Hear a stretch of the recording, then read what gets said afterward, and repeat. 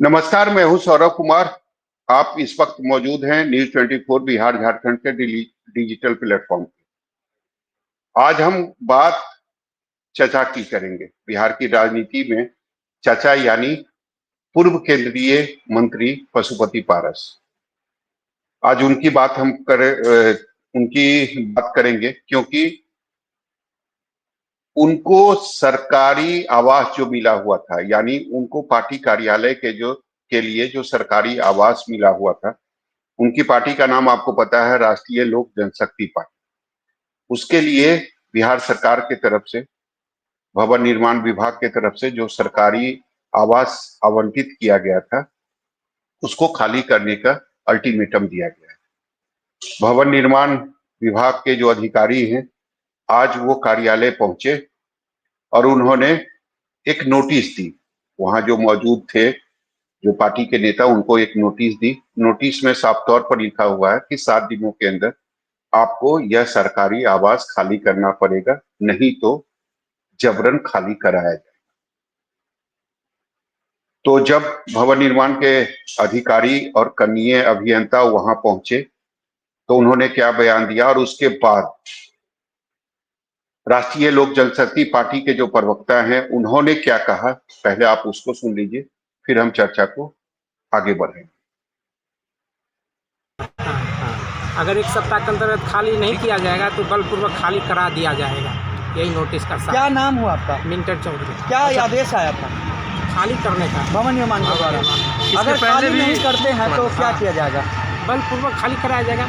बलपूर्वक खाली कराया जाएगा। हाँ। इसके पहले नोटिस दिया गया? इसके पहले भी नोटिस दिया गया। तो इश्तिहार चिपकाया गया है क्या? हाँ, इश्तिहार चिपकाया गया। उसको इन लोगों ने हटा दिया? हाँ, हटा दिया गया है। तो इस पर हटा दिया गया है। क्या होगा इस पर भी? क्या कार्रवाई होगी? कार्रवाई एक सप्ताह का सूचना उनको प्राप्त है, जानकारी है। कोर्ट जाने की बात ये लोग कह रहे थे। हाँ, स्टे ऑर्डर नहीं आया है, तब तक हम लोग प्रक्रिया करेंगे।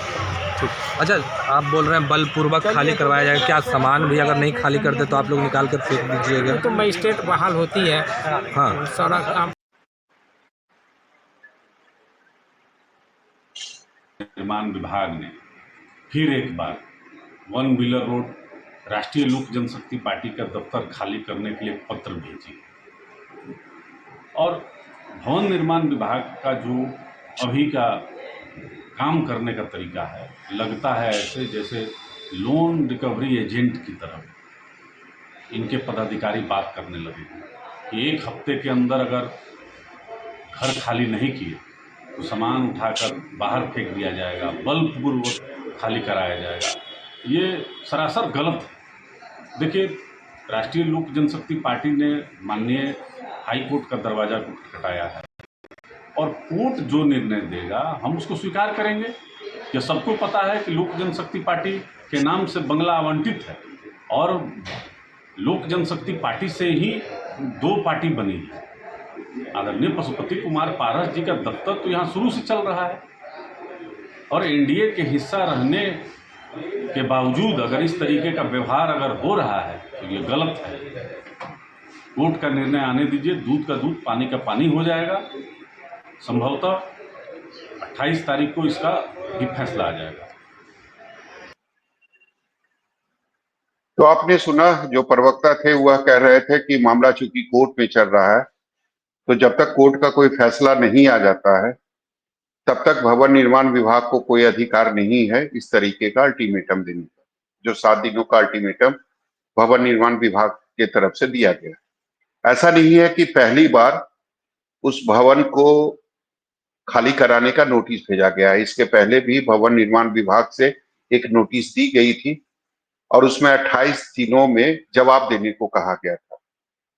और उस समय भी जो पार्टी के नेता थे, जो हैं पशुपति पारस, उन्होंने कहा था कि चूंकि मामला कोर्ट में चल रहा है तो जब तक कोई फैसला नहीं आ जाता है तब तक की मोहलत दी जाए। तो अब सवाल यह है कि अचानक भवन निर्माण विभाग को क्या हो गया, क्योंकि ये जो सरकारी आवास है ये 2006 में ही लोक जनशक्ति पार्टी के नाम से आवंटित किया गया था। उस समय राष्ट्रीय अध्यक्ष स्वर्गीय रामविलास पासवान थे, पार्टी के राष्ट्रीय अध्यक्ष थे। तो लोक जनशक्ति पार्टी के नाम पर यह सरकारी आवास आवंटित किया गया। उसके बाद 2021 में लोक जनशक्ति पार्टी जो थी वो दो भागों में बट गई, पशुपति पारस और चिराग पासवान। तो चूंकि उस समय एनडीए के एक मजबूत सहयोगी पार्टी थे पशुपति पारस, तो उस समय उनको कोई नोटिस नहीं दी गई। यानी वो जब उन्होंने नई पार्टी बनाई राष्ट्रीय लोक जनशक्ति पार्टी, तो उसका भी दफ्तर उन्होंने यही इसी आवास से वो चलाने लगे। लेकिन अचानक कुछ दिन पहले यह बंगला जो है सरकारी जो बंगला है, यह चिराग पासवान की पार्टी के नाम पर आवंटित कर दी गई। यानी लोक जनशक्ति पार्टी रामविलास के नाम पर यह सरकारी आवास आवंटित कर दी गई और उसके बाद इनको नोटिस भेजा गया। तो आज इसी मुद्दे पर हम चर्चा करेंगे। हमारे साथ कई राजनीतिक मेहमान जो हैं इस चर्चा में शामिल होंगे। एक एक करके हम उनसे आपका परिचय करवाएंगे और उसके बाद इस चर्चा को जारी रखेंगे। आज हमारे साथ बीजेपी के प्रवक्ता सुमित शशांक इस चर्चा में शामिल होंगे। चंदन सिंह प्रवक्ता राष्ट्रीय लोक जनशक्ति पार्टी के, आप देख सकते हैं कुछ देर पहले इनका बयान भी हमने आप लोगों को सुनाया था। जन सुराज पार्टी के प्रवक्ता जो हैं मसलीदून साहब, वो भी इस चर्चा में शामिल होंगे। और आरजेडी के प्रवक्ता अरुण कुमार, वो भी इस चर्चा में शामिल होंगे। स्क्रीन पर हमारे चार पार्टी के प्रवक्ता जो हैं वो आपको दिखाई देंगे। तो सबसे पहला जो सवाल है वो हमारा चंदन सिंह से होगा। चंदन जी, ये बताइए कि अचानक क्या हो गया, बिहार सरकार को अचानक क्या हो गया जो ये सरकारी आवास जो है ये चिराग पासवान की जो पार्टी है उसको आवंटित कर दी गई। यानी लोक जनशक्ति पार्टी रामविलास को यह आवास आवंटित कर दी गई और आप लोगों को नोटिस दिया गया और अब तो अल्टीमेटम दिया गया है कि 7 दिनों के अंदर यह बंगला खाली कर दीजिए, नहीं तो जबरन खाली करवाया जाए, यानी बलपूर्वक खाली करवाया जाए। सौरभ जी नमस्कार, सभी साथियों को नमस्कार।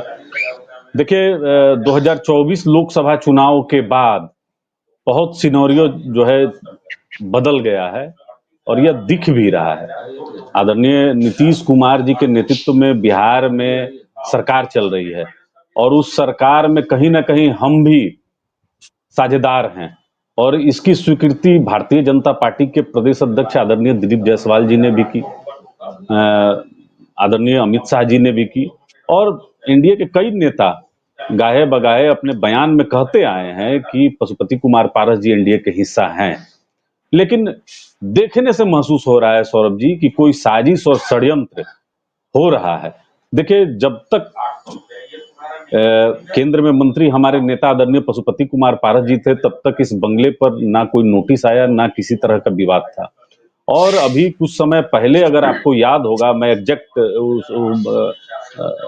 थोड़ा भूल रहा हूं, माननीय मुख्यमंत्री जी ने भी अपने कैबिनेट से किसी निर्णय को पास किया है पार्टी दफ्तर के ही संदर्भ में। लेकिन क्या कारण है कि चिराग पासवान को यह बंगला अलॉट किया गया, जबकि बहुत सारे ऐसे सरकारी बंगले हैं जो चिराग पासवान को पार्टी दफ्तर चलाने के लिए दिया जा सकता है। तो दबाव और प्रभाव में यह काम किया जा रहा है, यह महसूस हो रहा है। चर्चा तो ये भी हो रही है चंदन जी, चर्चा तो ये भी हो रही है कि मुख्यमंत्री के तरफ से यह दिवाली गिफ्ट है चिराग पासवान को। अब मैं यह नहीं जानता, लेकिन इतना तो मैं जरूर कह सकता हूं सौरभ जी कि जो विषय कोर्ट के संदर्भ में है, जो जहां माननीय कोर्ट को निर्णय देना है, राष्ट्रीय लोक जनशक्ति पार्टी ने कोर्ट का दरवाजा खटखटाया है, तो भवन निर्माण विभाग को इंतजार करना चाहिए था कि माननीय कोर्ट का क्या निर्णय आता है इस पर। तो कोर्ट के कार्रवाई, चूंकि देखिए अभी बयान आपने ही सुनवाया है कि कोर्ट ने स्टे नहीं दिया है, तो स्टे हमने मांगा भी नहीं है। क्योंकि पहले तो बात थी भवन निर्माण विभाग की तरफ से जो पत्र आया था कि भाई इस पे जो है कि रेंट नहीं मिल रहा है, तो इसका नवीनीकरण नहीं हो रहा है, इस तरीके के। अब आ रहा है कि अगर आप 1 हफ्ते में खाली नहीं कीजिएगा तो बलपूर्वक खाली कराएंगे। लहजा बदल गया है। और तरीका बदल गया है, सामान बाहर निकाल कर फेंक देंगे, मजिस्ट्रेट होगा। तो देखिए ये सब चीज तो हम लोग भी इससे परहेज करते हैं। और माननीय कोर्ट का जो निर्णय होगा, अगर माननीय कोर्ट अगर हम लोग को कहेगी कि भाई ये आपके अधिकार का नहीं है, आप इसको खाली कीजिए, तो हम लोग तो 2 मिनट में खाली कर देंगे। लेकिन चूंकि आकर जबरदस्ती धमकी देना, मैंने अभी अपने बयान में कहा कि भवन निर्माण विभाग की जो कार्यशैली है, अभी लग रहा है कि किसी लोन रिकवरी एजेंट की तरह है, जो चढ़कर वसूली करना, ये गठबंधन के और एनडीए के किसी भी सहयोगी के लिए बहुत दुर्भाग्यपूर्ण है। और हमारी स्थिति तो ऐसी हो गई है कि माननीय प्रधानमंत्री जी में हम आस्था को व्यक्त करते हैं, आदरणीय नीतीश कुमार जी के विकास में हम विश्वास करते हैं, उसके बावजूद हमारे साथ जो सौतेला व्यवहार हो रहा है और जो जग हंसाई हो रही है, ये दूसरे इंडिया गठबंधन के लोग मजा लेंगे इसका। और आप तो चलिए इस ठीक है, तरीके ठीक का है, ठीक है, हालात ठीक बना है, दिए चंदन हैं जी जो जवाब आज ले लेते तमाशा हैं। बन गया है। ठीक है चंदन जी, जवाब ले लेते हैं।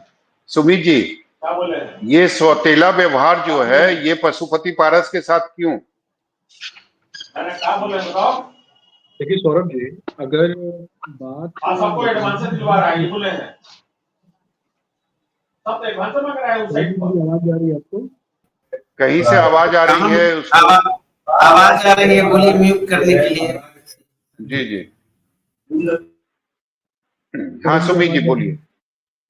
देखिए, बात अगर गठबंधन धर्म की होती है तो निश्चित रूप से भारतीय जनता पार्टी और एनडीए का जो पूरा का पूरा गठबंधन है वो आज एकीकृत है और एकीकृत होकर काम कर रहा है। बिहार में आदरणीय मुख्यमंत्री नीतीश कुमार जी के नेतृत्व में जो सरकार चल रही है उसमें कोई भी वैमनस्य नहीं है और वैमनस्यता के भाव दूर दूर तक दिखाई नहीं देते, ऐसा मुझे लगता है। लेकिन अगर बात ये कार्रवाई की होती है और इस प्रकार की कार्रवाई की होती है जो नगर विकास के तहत ये कोर्ट की कार्रवाई भवन निर्माण की तरफ से किया जाए, भवन निर्माण के द्वारा कार्रवाई की जो बात हो रही है, मुझे लगता है कि ये जो प्रक्रिया के तहत जो चीजें हैं वो हो रही हैं और निश्चित रूप से मंत्री के संज्ञान में अगर ये विषय आते हैं तो निश्चित रूप से इसको कहीं ना कहीं देखने की आवश्यकता है। जिससे कि चंदन भाई ने एक बात बहुत अच्छी बोली यहाँ पे कि इंडी गठबंधन के लोग जो हैं वो मजा न ले, इस प्रकार की चीजें जो है वो कहीं ना कहीं मुझे लगता है कि ऐसी चीजें नहीं। तो मौका तो सरकार दे रही है ना सुमित जी। 2021 में एलजेपी जो है वो 2 भागों में बटी और 2024 तक आपने नोटिस नहीं दिया। 8 जुलाई को अचानक आपने क्या किया कि उस सरकारी आवास को चिराग पासवान की पार्टी के नाम पर आवंटित कर दिया। फिर इसका क्या मतलब निकाला जाए? देखिए, इसमें चंदन भाई ने एक चीज कहा कि आदरणीय मुख्यमंत्री नीतीश कुमार जी के नेतृत्व में एक कानून जो है वो पारित होता है। उस कानून के विषय में मैं बताना चाहूंगा, थोड़ी बहुत जानकारी उस कानून के विषय में मुझे है कि वो कानून कहता है कि विभिन्न दलों को उनके आकार के आधार पे कार्यालय जो है वो आवंटित करने की प्रक्रिया है। तो हो सकता है कि इस प्रक्रिया के तहत जो है वो उन्हें कार्यालय जो है वो चेंज करने के लिए कहा गया होगा। चलिए चंदन जी, जवाब मिल गया, संतुष्ट है इस जवाब से?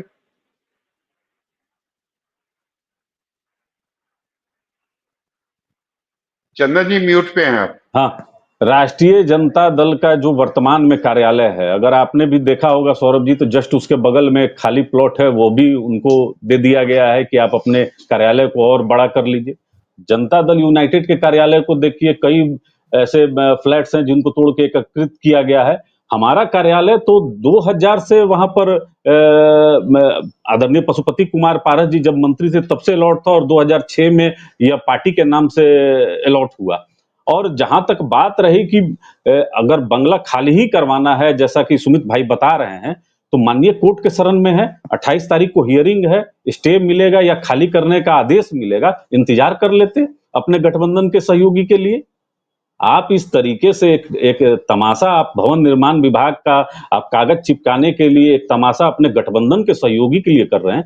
पशुपति कुमार पारस जी ने 5 सीटों पर चुप्पी साध कर इस गठबंधन की लाज और मर्यादा को बचाने का काम किया है। अगर वो 5 सीट पर हम भी चुनाव लड़ जाते तो शायद एनडीए की सीटें और बिहार में कम हो जाती। लेकिन हम तो बार बार कहते हैं कि माननीय प्रधानमंत्री जी में हमारी आस्था है, बिहार का नेतृत्व नीतीश कुमार जी कर रहे हैं, इनमें हमारी आस्था है। लेकिन किसी व्यक्ति विशेष को खुश करने के लिए, इसलिए कि शायद हो सकता है कि चुनाव में कुछ समीकरण बिगड़ जाए, हम भी मांगे थे झारखंड में कि हमको भी दिया जाए, हमको नहीं मिला, हमको उसका अफसोस भी नहीं है। लेकिन जो वर्तमान में कार्यालय है, आप इस पर स्पष्ट ये करना चाहते हैं कि जो कहा जाता है, सौरभ जी मुझे कहने में जरा भी संकोच नहीं है कि आप गर्दनिया के गठबंधन से बाहर निकालने का प्रयास किया जा रहा है। अब साजिश और षड्यंत्र किसका है, अब वो समझने की जरूरत है। मैं तो गठबंधन के बड़े भाई की भूमिका में भारतीय जनता पार्टी है, मैं तो आग्रह करूंगा भारतीय जनता पार्टी के बड़े नेताओं को कि इसमें हस्तक्षेप करने की जरूरत है, क्योंकि पशुपति कुमार पारस जी के साथ बहुत अन्याय हो चुका ऑलरेडी। आप किसी नेता को जिसके पास 5 सांसद हैं, उसको एक भी सीट आप नहीं दिए, और किसी को 5 सीट देकर आप सांसद भी बनाते हैं, और आज उसका बंगला भी आप छीन लेते हैं। ये अच्छा संदेश नहीं जा रहा है। देश की जनता भी देख रही है और बिहार की भी जनता जानती है कि पशुपति कुमार पारस के साथ अन्याय हुआ है, लेकिन अन्याय करने वाले कौन हैं, कौन वो लोग हैं, यह जनता चिन्हित कर चुकी है। मैं तो यही गठबंधन के बड़े नेताओं से आग्रह करूंगा कि अभी भी बहुत कुछ नहीं बिगड़ा है, इसको संभालने की जरूरत है। चलिए अरुण जी, कुछ समझ में आ रहा है? आखिर राष्ट्रीय लोक जनशक्ति पार्टी के प्रवक्ता जो कह रहे हैं कि इसके पीछे साजिश रची जा रही है, समझ में आ रहा है कौन साजिश किसके खिलाफ रच रहा है? देखिए सौरभ भाई, ये तो इंडिया गठबंधन का मामला है, एनडीए गठबंधन का मामला है, और ये तो इतिहास गवाह है। आपने देखा ही, आज पशुपति पारस जी की बारी है। इससे पहले तो श्रद्धेय रामविलास पासवान जी के आवास को किस तरीके से खाली करवाया गया। उनके सुपुत्र दिल्ली में रहते थे। अभी जो मोदी जी के नाक का बाल बने हुए हैं, किस तरह से उनको गर्दनिया पासपोर्ट दिया गया। दिल्ली के सड़कों पर श्रद्धेय रामविलास जी के फोटो को निकाल के फेंक दिया गया। सारे सामान जो लंबे अरसे से श्रद्धेय रामविलास पासवान जी जिस बंगले में रहते थे, किस तरीके से उनको वहां से निकाला गया, देश ने देखा, और पूरा परिवार आहत हुआ। पूरा जो है रामविलास पासवान जी को जो भी मानते थे, उनको उनके चहेते आहत हुआ। तो भारतीय जनता पार्टी का चाल, चरित्र, चेहरा किसी से छुपा हुआ नहीं है। अब ये लोग अभी तक भारतीय जनता पार्टी के चरित्र को समझने में अब विलंब कर रहे हैं। तो इसमें हम लोग क्या, पारस जी की बारी है। अब पारस जी की बारी है, ठीक ही तो कहा। अभी भवन निर्माण विभाग लोन रिकवरी एजेंट के तरह काम कर रही है बिहार में। ऐसे कई एग्जाम्पल हैं। कई एनडीए के नेता यूं रहे हैं, उनके नाम से बंगला अलॉट नहीं है, गैर कानूनी तरीके से रह रहे हैं। लेकिन जब मामला न्यायालय में है, बगैर न्यायालय के आदेश का इंतजार किए हुए किस हैसियत से भाई इस तरह से उनके साथ व्यवहार किया जा रहा है।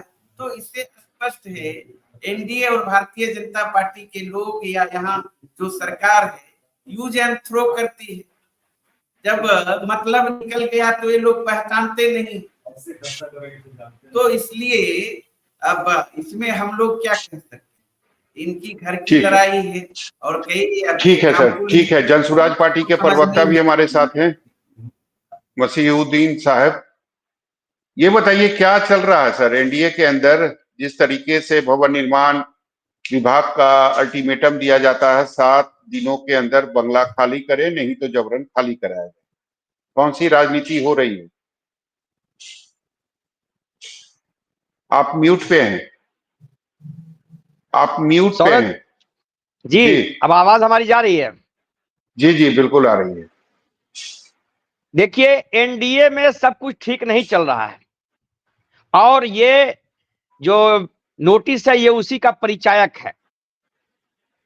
कभी रामविलास पासवान जी के जो दामाद हैं, जमुई के माननीय सांसद श्री अरुण भारती जी बयान देते हैं कि ये जो सब कैटेगराइजेशन है रिजर्वेशन का, तो दीपा मांझी के मामले में क्यों नहीं लागू हुआ, तो आपने वो देखा।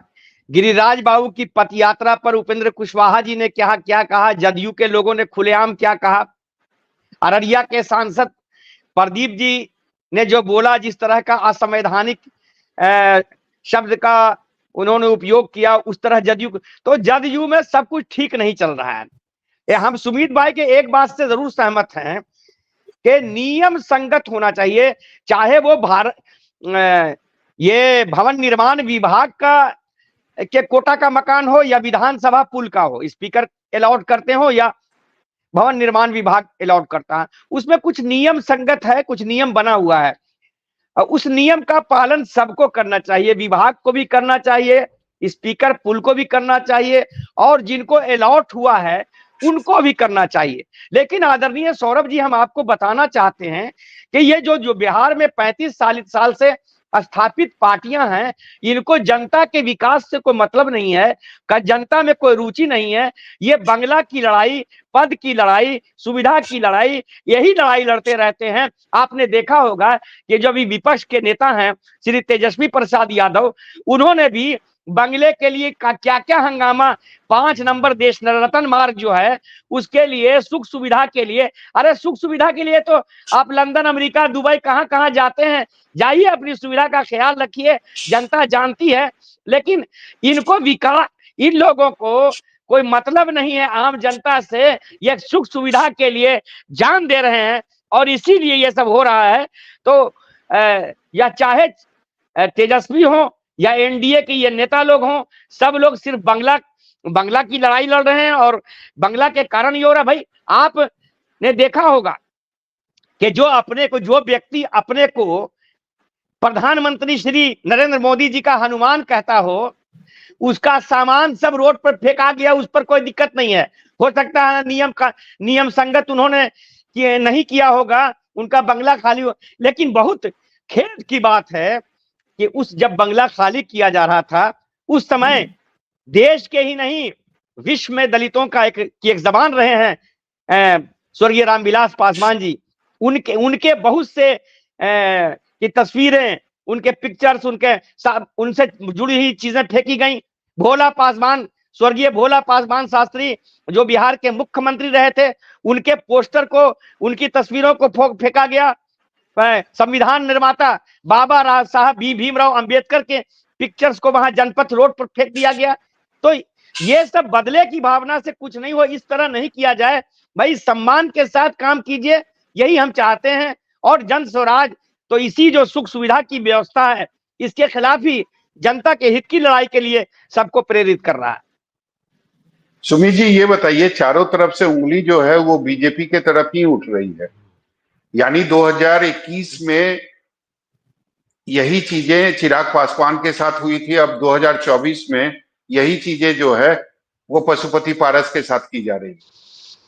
देखिए सौरभ जी, मैं कहीं ना कहीं पूर्व की बातों में जा करके आपको बताऊंगा कि श्रद्धेय रामविलास पासवान जी ने कहीं ना कहीं समाज के अंतिम पायदान पे बैठे हुए लोगों को आगे बढ़ाने के लिए काम किया।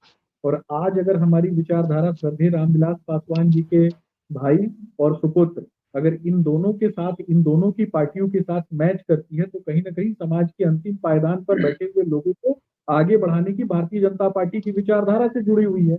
लेकिन यहाँ दो पार्टियों के जो प्रवक्ता यहाँ बैठे हैं, चाहे अरुण जी की बात करूं, चाहे ये जन स्वराज के पार्टी के प्रवक्ता की बात, एक कहावत है ना बिहार में कि हंसुआ के ब्याह में खुरपी का गीत गाना, तो ये लोग इसी प्रकार की बातें करते हैं। और रही बात, मैं सिर्फ इतना पूछना चाहता हूँ, दो मुही बातें करना है, किस तरीके की दो मुही बातें करते हैं।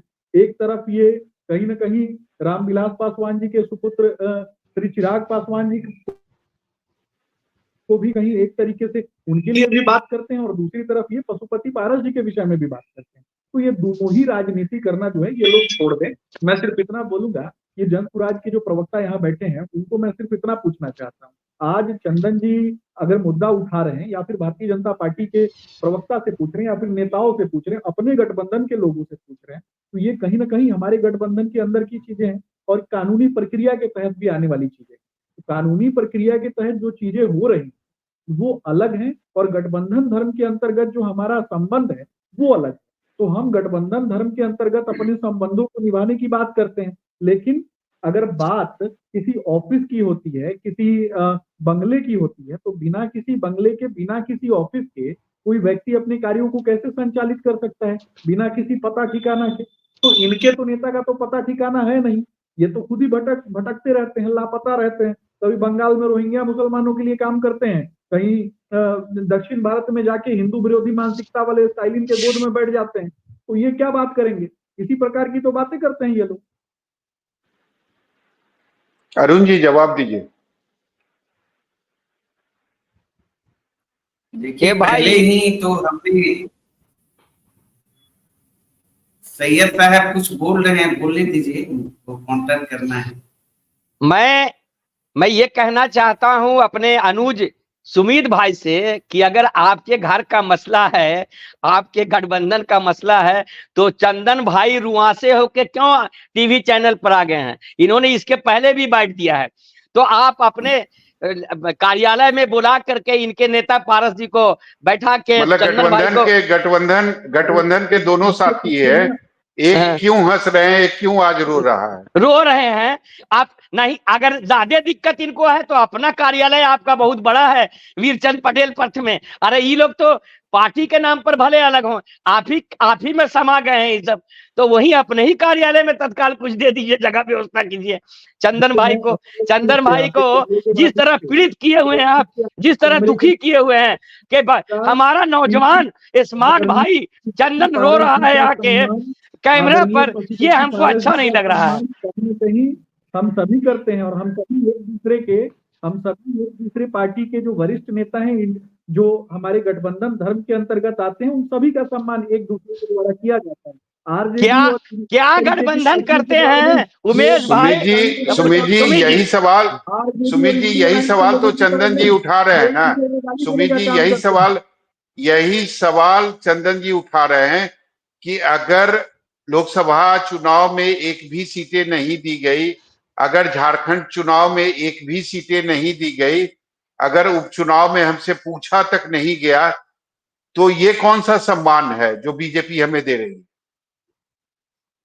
देखिए सौरभ जी, गठबंधन धर्म के अंतर्गत बहुत सारी चीजें होती हैं, बहुत सारी बातें होती हैं। उसको कहीं ना कहीं मीडिया के पटल पे अगर वो बातें नहीं आती हैं, इसका अर्थ ये नहीं है कि एक दूसरे को सम्मान नहीं दिया जाता है। एक दूसरे को सम्मान दिया जाता है। और इंडिया अलायंस के लोग जो हंस रहे हैं यहाँ बैठ करके, उनसे भी कभी कभी पूछ लेना चाहिए कि किस तरीके से एक दूसरे की धोती खोलने में लगे हुए रहते हैं। इनके नेता तो अपने इंडिया अलायंस में जनसुराज नहीं है भाई, क्यों इंडिया अलायंस हो गया, ग्रसित हो गया भाई? कम से कम दुरुस्त करके बोलिए ना। जन स्वराज तो बीजेपी का बेबी प्रोडक्ट है। तरीके से सौरभ भाई वायनाड सुमित जी ये माना जाए कि जो अल्टीमेटम दिया गया है, कैसे बाहर से खड़े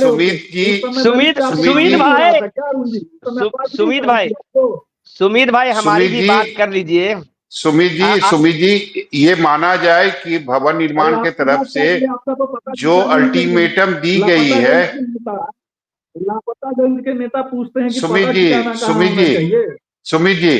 सुमित जी तो ये माना जाए कि भवन निर्माण के तरफ से जो अल्टीमेटम दिया गया है, ये एक कोशिश है और ये संकेत है, एक मैसेज है। कहना चाहूंगा कि इनके पार्टी के नेता तो अपने आप को नेता भी नहीं मानते हैं। सुमित जी मेरा सवाल ये है कि ये जो अल्टीमेटम दिया गया है, एक मिनट सुन लीजिए हमारी बात को। हमारे अनुज सुमित शशांक जी बोल रहे हैं, बड़े अच्छे स्मार्ट भी हैं, अच्छे से अपनी बातों को रखते हैं, पार्टी की वकालत भी खूब अच्छे से करते हैं। लेकिन भाई मेरे, आप गठबंधन का धर्म कैसे, हमारा भाई चंदन क्यों डरा हुआ है, या जदयू के लोग और उपेंद्र कुशवाहा जी के लोग क्यों डरे हुए हैं?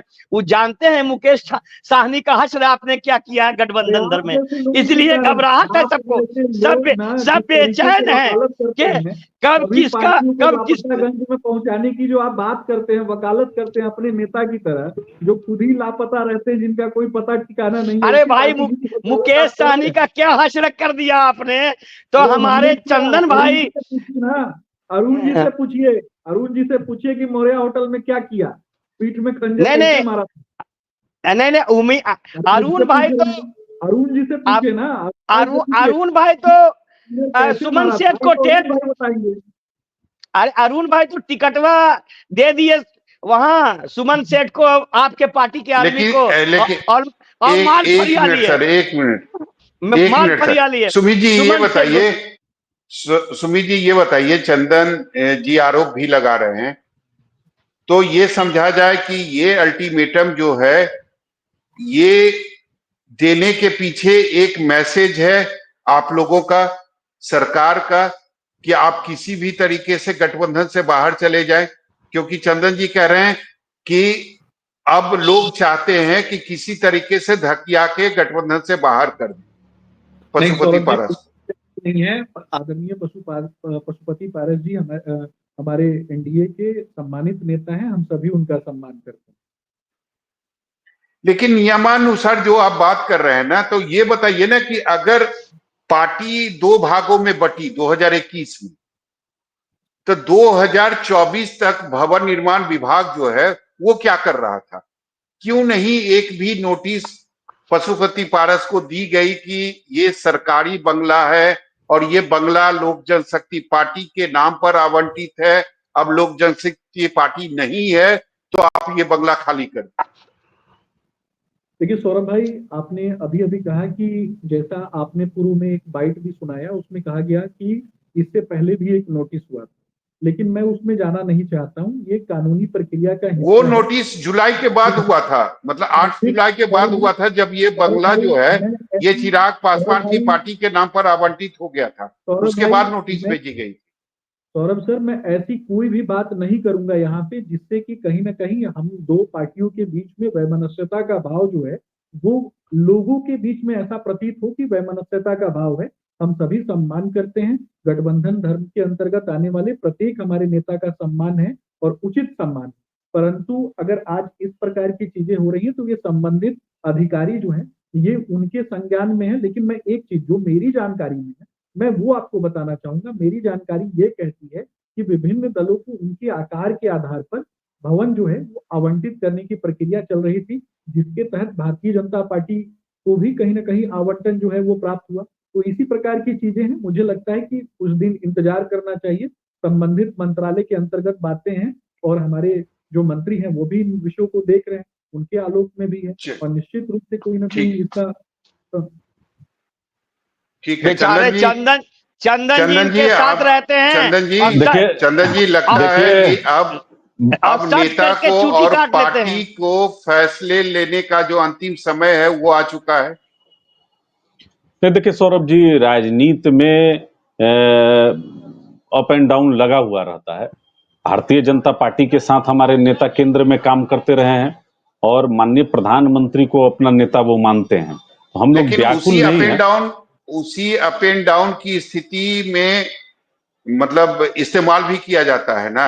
अगर आपकी स्थिति अप है तो आपको उसी तरीके से सम्मान दिया जाएगा, अगर आपकी स्थिति डाउन है तो आपको उचित सम्मान नहीं मिलेगा।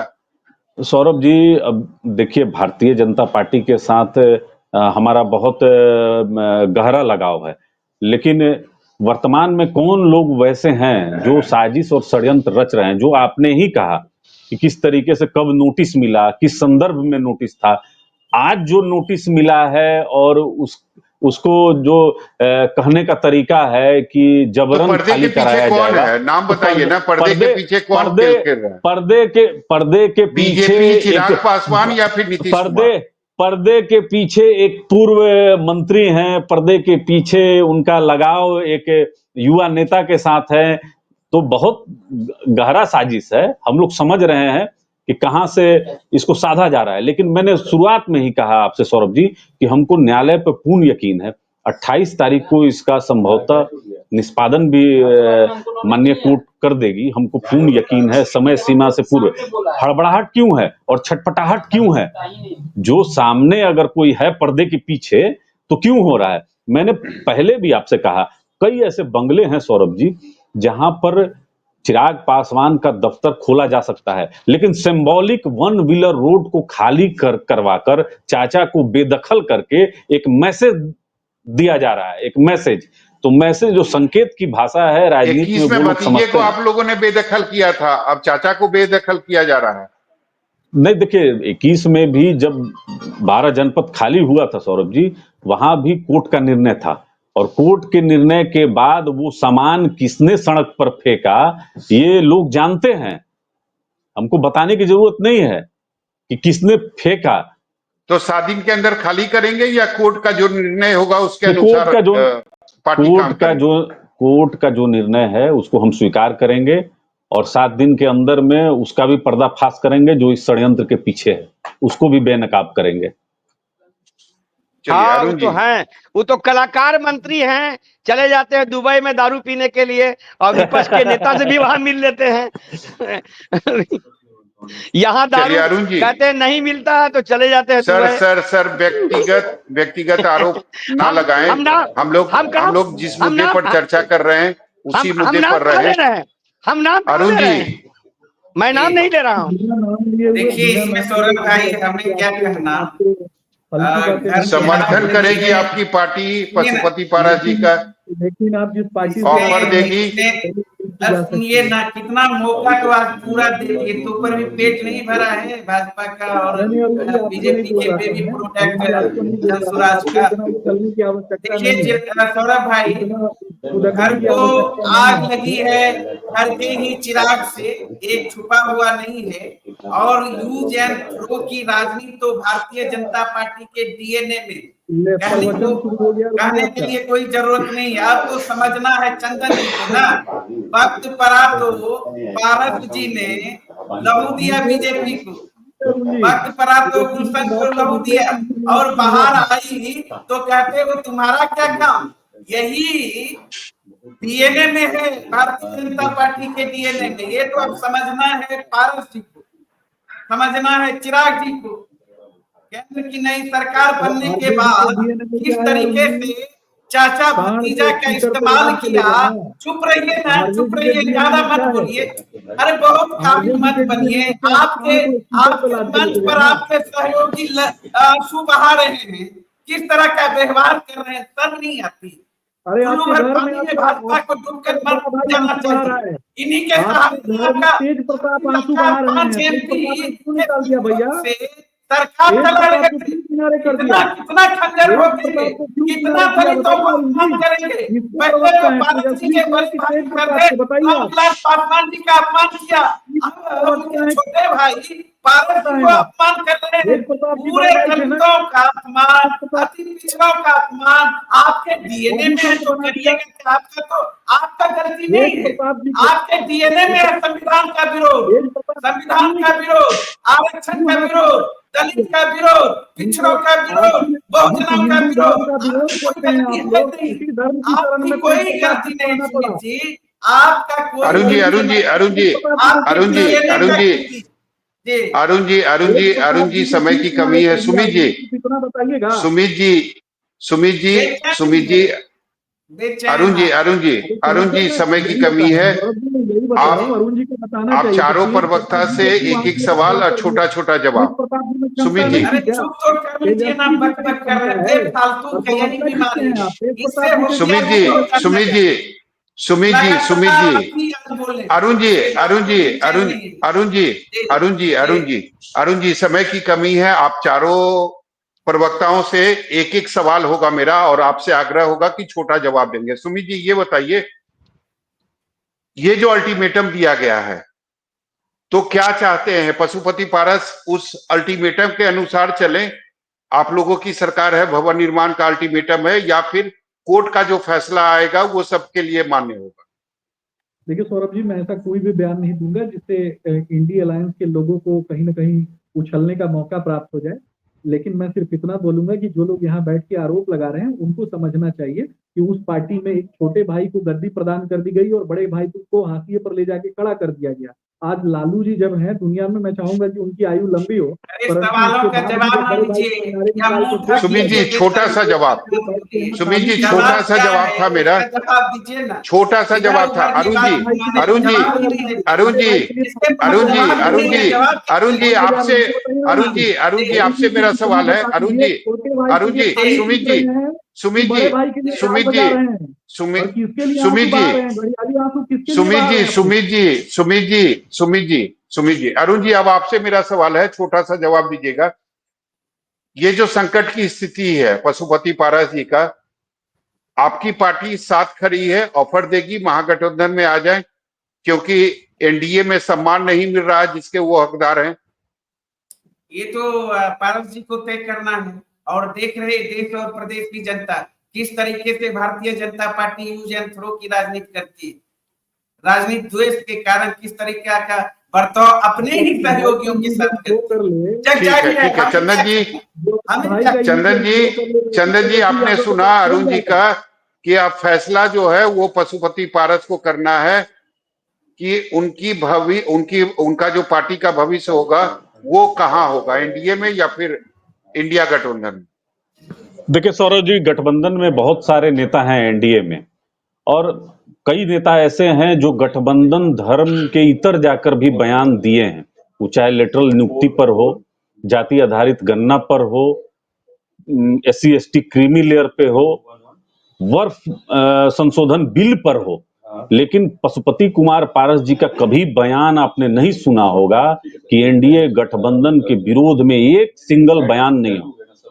तो गठबंधन के बड़े नेताओं जा रहा है उनके साथ, गठबंधन के बड़े नेताओं को मैं इसीलिए कह रहा हूं, आग्रह कर रहा हूं आपके माध्यम से कि विचार करने की जरूरत है कि एक ईमानदार सहयोगी को अगर आप ये व्यवहार होगा तो हमको लगता है कि भविष्य में गठबंधन में जो छोटे दल होंगे उनमें अविश्वास बढ़ेगा, और ऐसे राजनीति कोई नहीं कर सकता है। आप हमको हमारे सारे तमाम सीटों से अलग करें।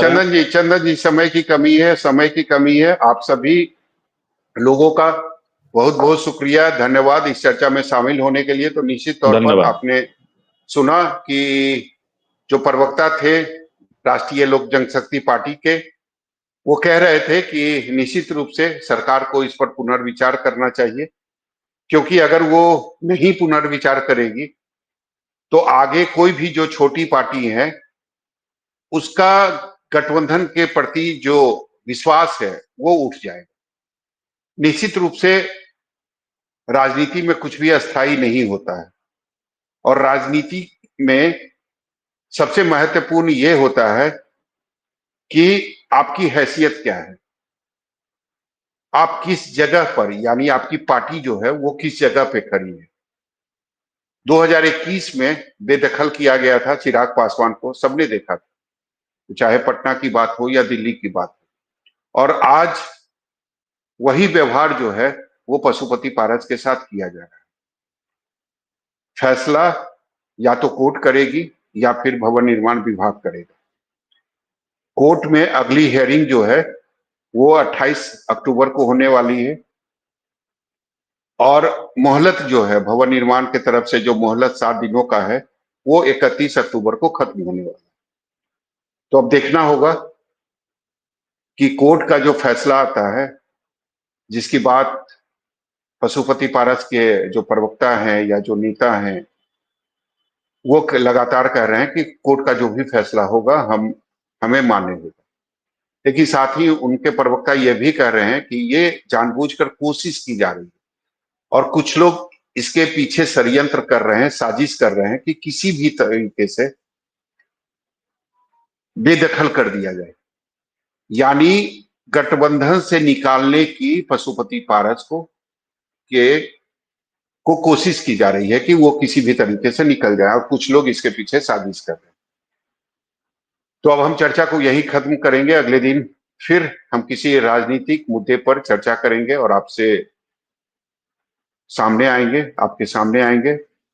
और अंत में मैं आपको एक बार फिर कहूंगा कि अगर आज की चर्चा आपको अच्छी लगी तो निश्चित रूप से आप लाइक करें, और अब तक आपने न्यूज़ 24 बिहार झारखंड के चैनल को सब्सक्राइब नहीं किया है तो प्लीज उसे सब्सक्राइब करें। और अगर आज के चर्चा में अगर आपको कोई कमी दिखी, आपको लगता है कि जो चीजें नहीं होनी चाहिए, तो आप कमेंट के जरिए अपनी बात हम तक पहुंचा सकते हैं।